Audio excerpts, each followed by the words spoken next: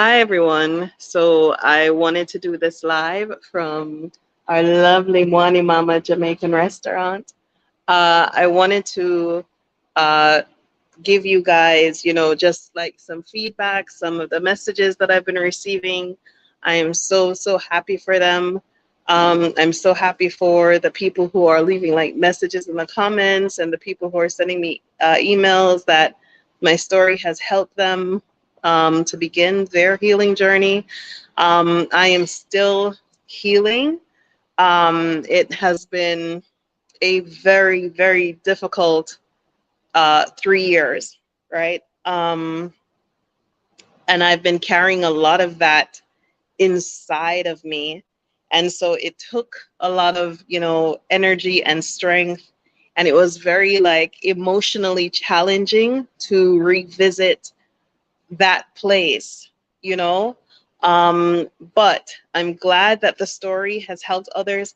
There is a part 4. So don't think that the story has completely ended. There is a part 4 coming. I just needed some time to like spend some time in the restaurant on the business to like make sure that it's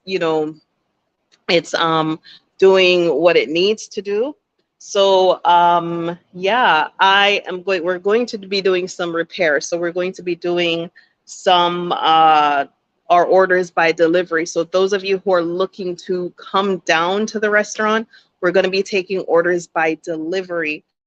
And I'm going to leave the telephone number because we have to do some repairs inside the restaurant. Yeah, so in any event, I'm so appreciative of the kind words, the gestures, the communication that everyone has been sharing with me. It wasn't easy, you know. Story I've been carrying around. It's a huge story, and I've been carrying it around inside for so long, and it has been buried so deep. And I have not, I just skipped right over it. I was like, next. And what at times, like things would come back into my head, like, don't act like you did not go through what you went through. And on top of going what you went through, you lost so much, you know? Um, I lost of my entire family, basically. I lost an entire country, an entire way of life that I was accustomed to. And, being in Tanzania is an adjustment, but it's a serious life decision that I made for practical reasons due to certain situations. But at the same time, I was on my way to Africa. So I was preparing, and this is what I would like for those of you who are looking at my story and being inspired by it, is be prepared, okay? Do not ignore your intuitions. Do not ignore your feelings. Right before that whole bust up in 2020, right before everything came crashing through, like I got certain instincts. My instincts told me to do certain things. My instinct told me to save certain information. My instinct told me to put away certain important things so that I would be able to have them. And I didn't know why. And that this is the thing, you don't have to know why. You just have to trust the spirit. If you believe in God, the ancestors, any angel or whatever that is there for you, you have to trust that 110%. You cannot have any blessings and then question God and question, oh, why? Or, I'll do it later. When you're walking in faith and destiny, you can't question anything that comes your way. You have to hold on to it with both hands. And I'm going to get into that in the next one, because had I like buck shuffle, as they say in Jamaica, had I what is this thing? Where you coming from? Hello, people. They open, left the back door open. The back door. Make sure it was open when you left. Check the one in the kitchen, the screen, that the screen is open, please. That one is closed. Yeah. Yeah. That closed. Okay. It was open when I came. Can check the kitchen to make sure the screen is closed, please. Yeah, if you're talking about like following your dream and your goal and your mission and your plan, you cannot question it in any way, shape, or form. You have to trust it 100%. Even when it looks like rain outside, you have to have that sunshine in your heart to say it's going to be all right. There's going to be a better day. And you have to have that mental fortitude in order to overcome certain things, because the devil is going to throw things in your way when it looks like you are on the path to success, when it looks like you're going to get on and you're going to be someone and you're going to get somewhere. That is when the enemy starts to attack you. It's not when you're lying around not doing anything and eating chips on the couch. That's not when anybody attack you. They attack you when you look like you are working towards something. And yes, I have had attacks since, because people make presumptions. They look at a single mother and a child in Africa, and instead of looking at someone to uplift, people look at you as vulnerable rather than someone who is strengthened by an unknown spirit, power, force, angel, or God, right? And this is one of the things that, Jamaican people, we have a double layer to our language. I call it I always call it like a second layer.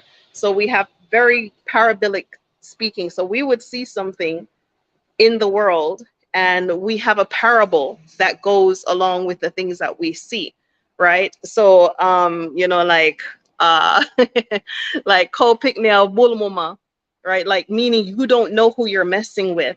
You cannot assume just because you see someone and you have a perception of what that person should be means that they also share that negative perception or that diminished perception with you.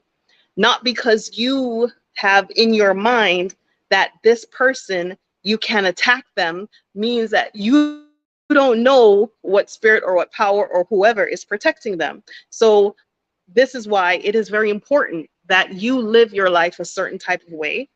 You live your life a certain type of way, in that you stay as true to yourself, you stay as true to your what you think you can do and your opportunities and your obligations. You stay true to those things. Try to stay as true to your word. Try to make everything that you do count, because at the end of the day, there is going to be a track record, right? At the end of the day, you are going to have to justify to someone, some spirit, whether it's karma or whatever. You are going to have to justify what you have done to that energy. So always walk in that energy where you are trying your best to do the best that you can do. Don't try to do your worst, because if you try to do your worst by yourself, by other people, you're not serving humanity. You're not serving anyone, right? And there is a price to pay for that. Yeah. So I genuinely appreciate all the messages and all the communication that I'm getting in regards to what I put out. I put it out specifically because that was something that was deep inside of me. I had the footage, the tools, excuse me, and I just could not bring myself to tell that story because it was just so horrible. And you have to also remember that I grew up, this is my life, this is my reality. I grew up carrying that shame of my mother doesn't like me. How does anyone justify that to another human being? You can't. How it's a shame that I knew since I was a child. It's something that I have always known, and it's something that I have always like kept inside and kept to myself. Because it's really, really horrible, right? In our culture, in the Jamaican culture, your parents can do no wrong. And if a parent is doing something to you, and you would go to someone else and say, well, my mother did this. Oh, you're talking bad about your mother. So you have to shut up. You have to keep it inside. You have to, take those things inside of you, and you have to deal with it. And in my case, like, I'm always trying to reconnect, rekindle, reach out. And I would go through phases where she would do something really horrible, and I don't talk to her for 7 years. And then pop up, bing, she would just pop up out the blue and start that hoovering, that narcissistic hoovering to try to get me back into the sphere. And then it would start all over again. So I'm hoping that the story that I've told can help to inspire other people. I have written a book. It is on Amazon about narcissistic personality disorder. I've answered hundreds of questions on Quora, Quora, in regards to narcissistic personality disorder. And I did not want to make my life about this particular topic, because every time I talked about it, it was like I was reliving the experience. It was like I was still there, right? So I didn't want to let that experience like crush me down. I wanted to tap into what was inside of me rather than that negative experience. And so hopefully with that story, that other people who are having experiences similar to mine understand how to deal with those things. Narcissists do try to use the police to bully. They do try to use the court system to bully. And you have to understand how to deal with that whole experience, because from that film, I can tell you from that experience and what I put in the film that it's not so much whereas I'm right and you're wrong. That's not the objective. It is, I have this power over you, and I'm going to show you that you are beneath me or you're nothing to me. And, when it comes from a parent, it is extremely destructive. It is very, very destructive to your self-esteem, to your dignity, to your identity. I have accolades that I don't talk about because I was made to feel that they are not important. I was made to feel that they're nothing. Like, you talk about yourself too much, or you think you're all that, or you're nothing, or why do you think you're so important?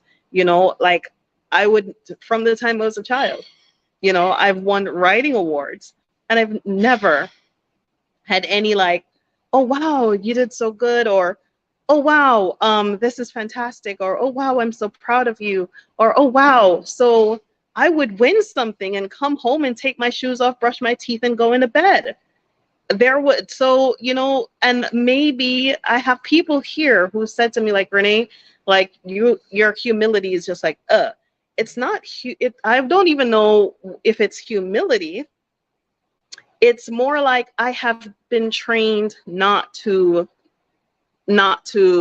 speak of myself in a way that other people can look up to me. That's how I have been trained, right? So those things, you have to be careful of relationships. You have to be careful of the people who try to bury you instead of try to grow you. You have to be careful of the people that you invite around you and the people that you have close to you. And this is some of the reasons why people are like, oh, she don't talk to nobody. Oh, she's not in the groups. Oh, she don't do this. Oh, you don't know what I've been through, and you don't know really who I am or how I think. And so it's not that I don't want to. is that I've been through hell with folks. I just have to stay in my lane, and I have a child depending on me. When I came to Africa, I made sure that I did not put anyone in front of me to ruin my experience with Africa, because I wanted my experience in Africa to be about Africa. I want to be able to clearly say, this happened because of this, not because of a person between me and Africa, not because of a failed relationship, not because of a failed group, a failed business deal, a failed anything. That is not the experience I wanted. The experience I wanted was me plus Africa. Let's see what will happen if all the attention and time and energy and money that I have been wasting on wasted relationships, on people who do not value me, appreciate me, respect me, or love me, what would happen if I put that in Africa? The same energy, the same kind of, accomplishments, the same kind of things. What would really happen if I did that? The older videos are closed, but for those of you who have been on the channel a very long time, you will remember me saying this once, that I wanted to see what it was like to do everything in with just me and my energy, because that was important to me. If something didn't work, I didn't want it to be, well, my man, he decided that it was, no, I didn't want to deal with that. I didn't want to deal with any of that. I just wanted to work with my energy, me and Jojo, and see what we could accomplish in Africa. So I'm going to do a part 4. So yes, like I said, we out here still, right? Still at the CMOS Cafe, still doing the CMOS, still doing everything for those of you who are looking to make your reservations to come to Tanzania. Here is my email address. I have a space. I have prepared a place for you. So here is my email address. And let's see. Okay, exodusafrica1@gmail.com. And this is the same for people who are looking to get the CMOS, looking to get some of the CMOS, looking to partnership, work with us, things like that. Okay? But yeah, I mean, there is life after abuse. There is life after, divorce. There is life after rejection. There is life after everything. So, if you can handle the pain and the stress and the pressure of going through what you have to go through to get to where you need to be, right? Just hold on. Diamonds are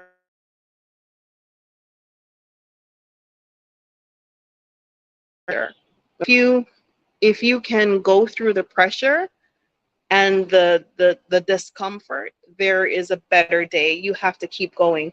As for me, the soil in America was not productive for me. Okay, the kind of watering that I needed to grow into the person that I am, I could not have that in America, because the kind of relationships that I had did not foster those things. They didn't foster me growing and expanding and doing the best that I could do with the gifts that God gave me. And I know I'm gifted and I know I'm talented, and many of you have seen me at work. So I know what to do.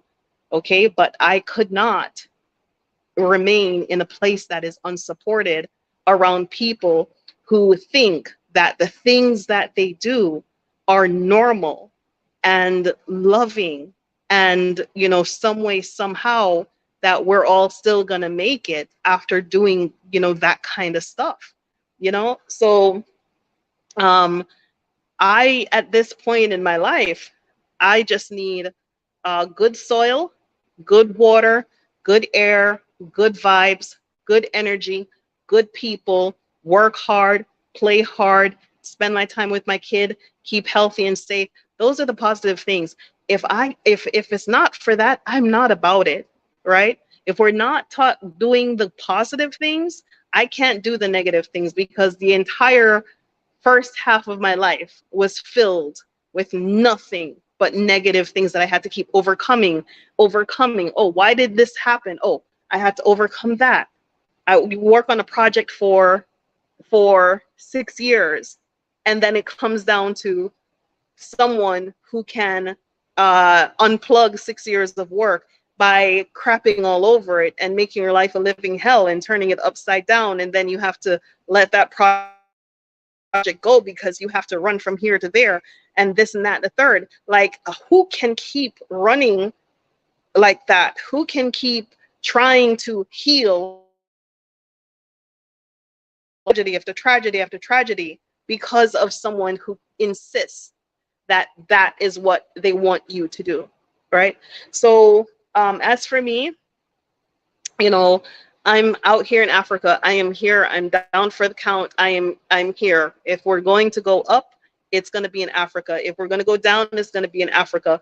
If we're going to win, it's going to be in Africa. If we're going to lose, it's going to be in Africa, right? But that is my mentality. That is the mentality you have to have. There is no half stepping. There is no looking back. There is no what ifs. There is no what if this don't work.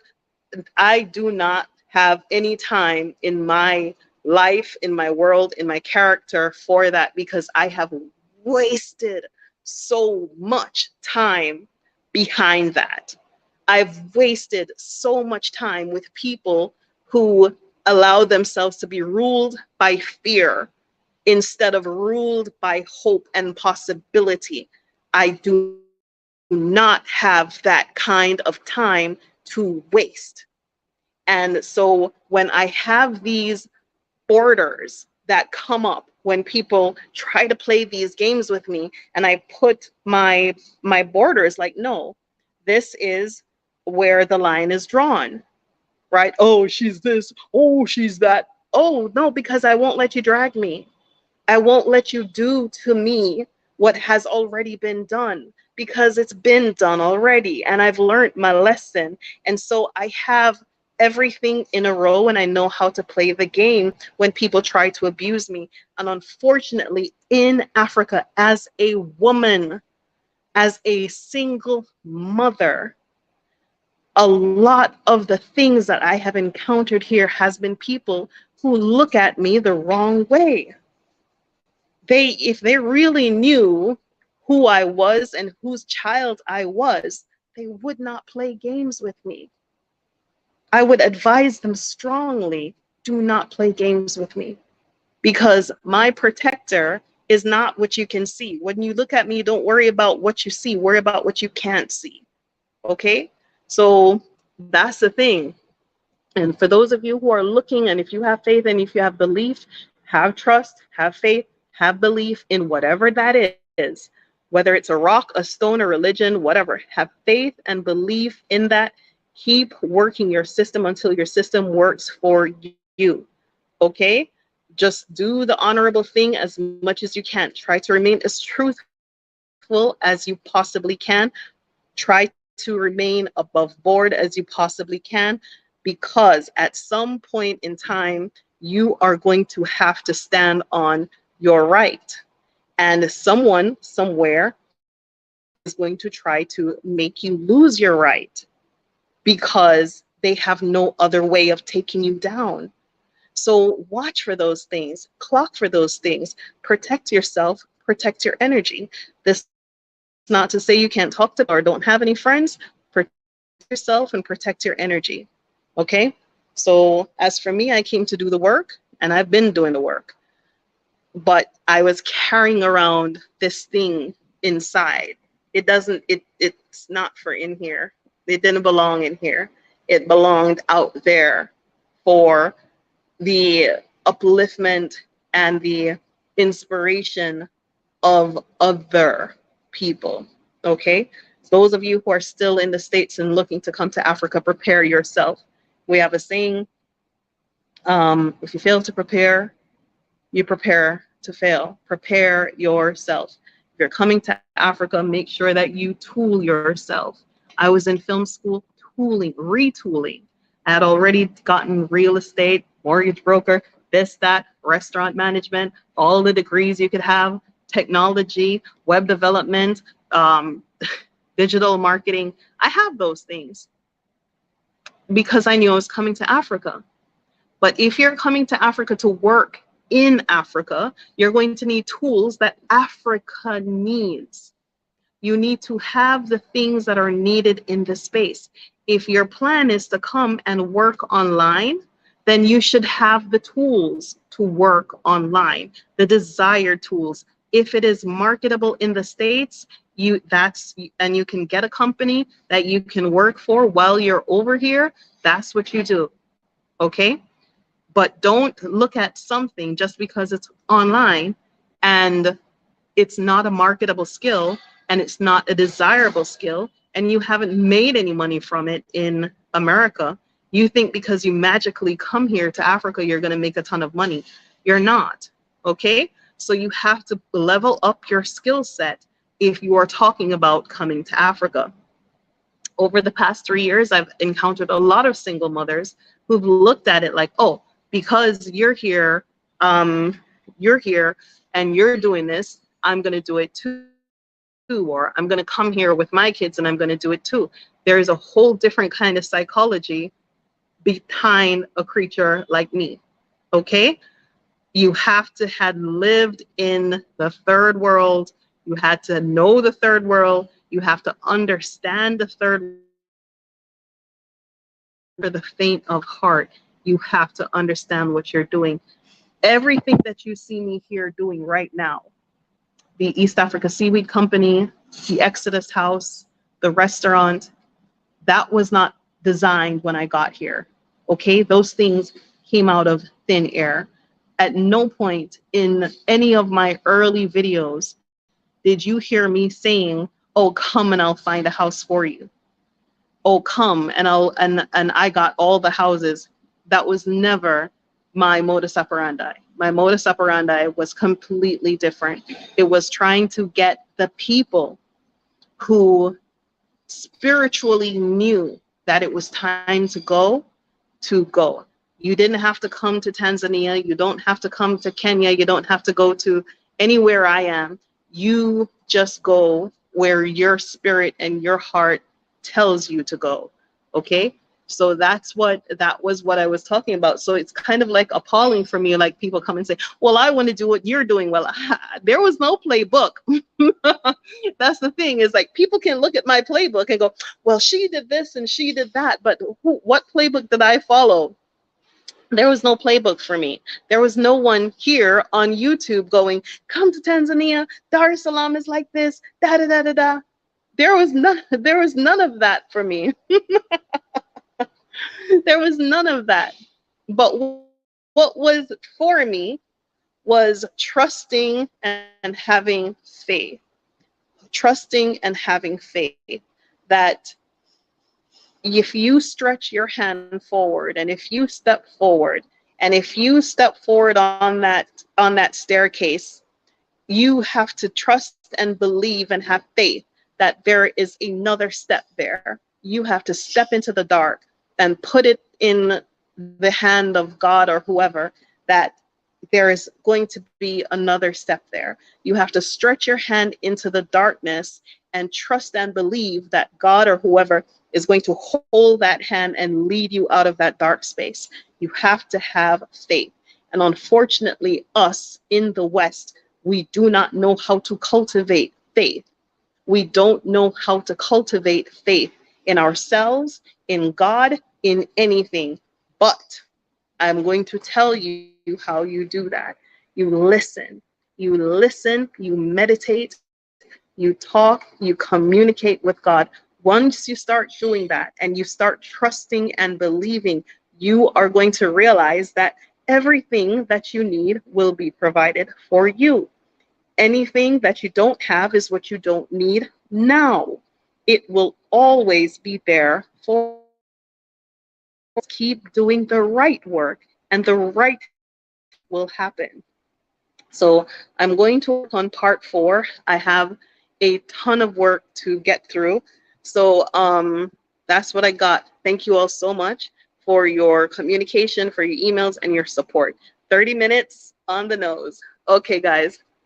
Bye-bye.